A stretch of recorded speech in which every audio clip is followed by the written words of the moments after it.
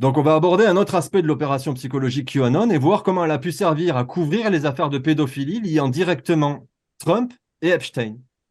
Ce qui est notable concernant les allégations du réseau QAnon, concernant les dénonciations du réseau pédophile, c'est à la fois le timing et les termes qui apparaissent conjointement entre l'affaire désormais très connue du Pizzagate et une autre affaire qui n'est pas du tout connue. Donc avec cette histoire du Pizzagate, on apprenait des liens entre le Parti démocrate et un réseau international de trafic d'enfants. On se souvient tous des emails de Hillary Clinton avec Podesta, de la pizzeria Comet Ping Pong, etc. Donc j'attire votre attention sur le fait que cette affaire a fait connaître à un large auditoire qu'il existait des mots-clés liés à la pédophilie, et plus particulièrement le mot pizza.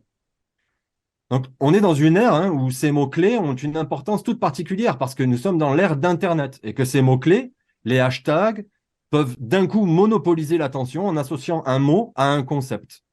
Ainsi, à l'époque où cette affaire a éclaté dans la presse et sur les réseaux, le mot pizza a été directement associé à Pizzagate, et plus spécifiquement à une présomption qui pesait avant tout sur les membres du Parti démocrate.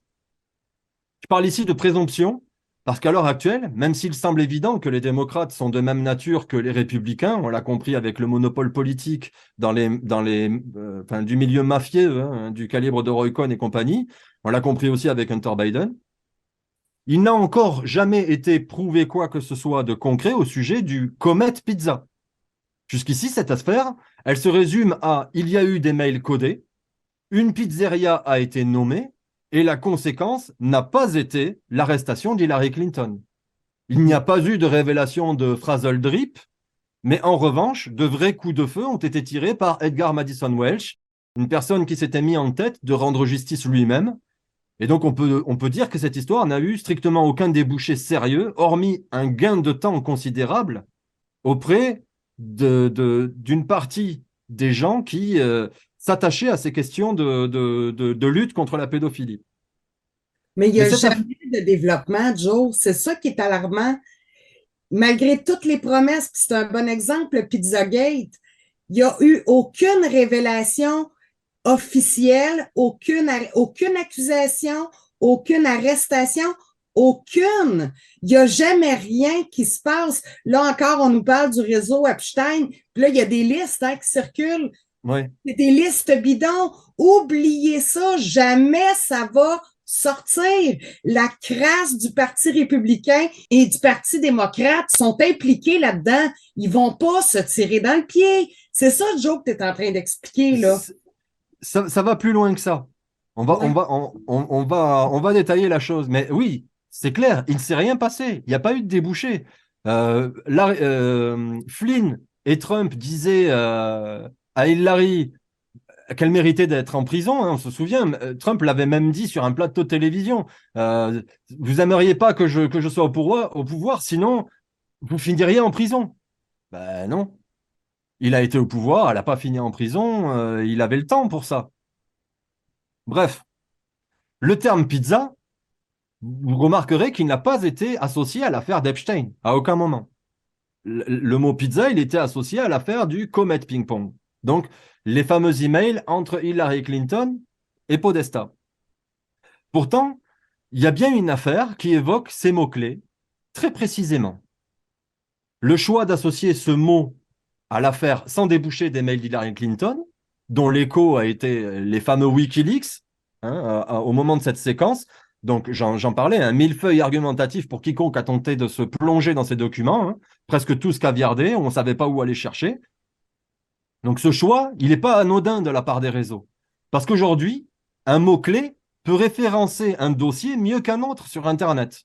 On peut donc organiser la visibilité de l'information dans les moteurs de recherche et rendre un narratif plus visible qu'un autre quand ces mots-clés sont identiques. Absolument. Donc, cette autre affaire qui est très importante, vous allez voir que ce n'est pas une affaire récente cette fois-ci. J'espère que vous comprenez bien que la chronologie ici, c'est important, parce qu'il est plus compliqué de cacher une affaire récente et très médiatisée qu'une affaire ancienne qui n'a jamais été médiatisée. Et cette affaire, elle implique trois mots-clés: pizzeria, Epstein et Trump. Wow. Nous avons dit que l'affaire Epstein s'est soldée par la disparition de son principal accusé en prison. Bon, déjà, sachez qu'il y a de gros soupçons qui ont été émis ensuite suite à la publication des photos du corps qui semblaient pas être celui de Jeffrey Epstein, mais plutôt celui d'un sosie.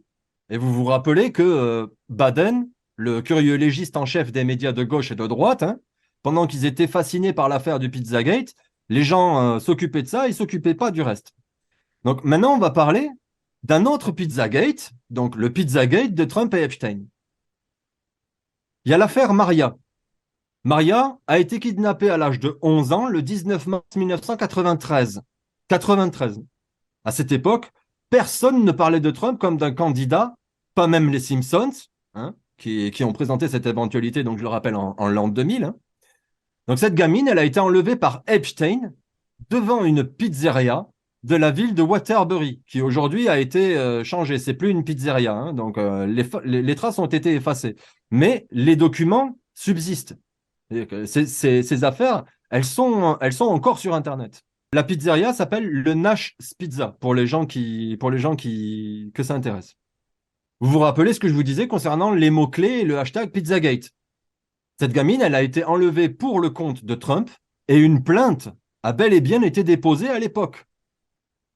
Mais c'est pas tout. Il y a aussi l'affaire Cathy Johnson. Cathy Johnson, elle, a déclaré que Trump savait qu'elle avait 13 ans lorsqu'elle a été agressée et violée en 1993. C'est encore bien avant que Trump ne soit pressenti comme le futur président. Elle l'a affirmé dans des poursuites intentées devant des tribunaux fédéraux, d'abord en Californie, puis à New York. D'ailleurs, donc, comme je vous disais, New York, c'est Gotham City, en fait. C'est le milieu de la pègre, en fait. Cathy Johnson, elle a déclaré que c'était Trump qui avait initié le contact avec elle lors de 4 fêtes différentes dans un lieu occupé par Epstein à Manhattan. Et en fait, c'était un manoir appartenant au mania milliardaire de la vente au détail, Leslie Wexner, dont nous avons déjà parlé, qui fait partie de la mafia et qui contrôle des sociétés telles que Victoria's Secret, entre autres. Donc, je vais m'arrêter ici, bien qu'il y ait d'autres affaires qui impliquent Trump, et seulement insister sur le fait que, comme nous le comprenons, Trump et Epstein ne peuvent pas ne pas être complices. Ils ne le peuvent pas. C'est pas possible.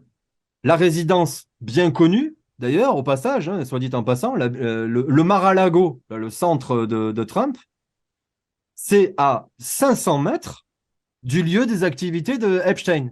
Ensuite, ça a été rasé, encore une fois, on efface toutes les traces, c'est comme le Nash Pizza qui a été changé. Donc, déjà, cette proximité, c'est ce qui explique aussi pourquoi il y a ces vidéos, là, la fameuse vidéo She's Hot. C'est une vidéo qui a tourné beaucoup, où on voit Trump et Epstein ensemble. Et voilà, il y a une soirée, ils s'amusent tous les deux, ils rigolent. Et on voit Trump qui dit à Epstein, elle est chaude celle-là. Bref, ceci explique cela. Ils étaient amis, ils étaient complices. Donc, les affaires de pédophilie ne sont pas restreintes au temple de Seth et à l'église de Satan. En réalité, c'est le terreau même des institutions, qu'elles soient publiques, privées, médiatiques, militaires, scientifiques, mais également les institutions religieuses.